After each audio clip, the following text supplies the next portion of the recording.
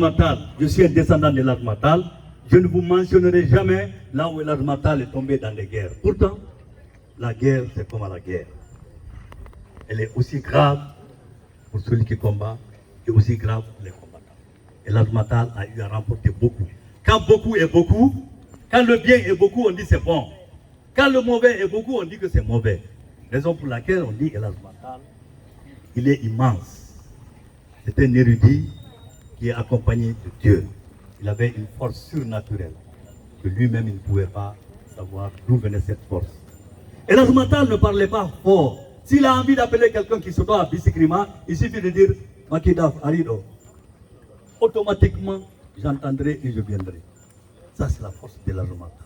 Il a beaucoup de force de ce genre. Elhadj Matal, il est parti à la Mecque.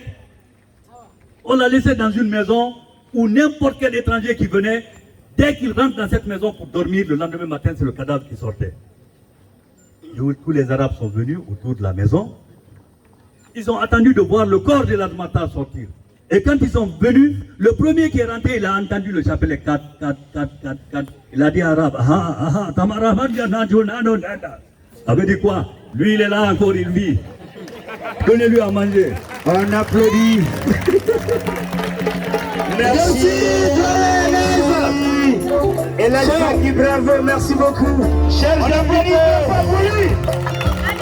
On applaudit. On applaudit. Après ça, maintenant. Voici l'histoire. Voilà. Dinguiraï. Voici la vie. C'est Dinguiraï. Je suis avec vous. Vision, action. Vision, action à ton pays.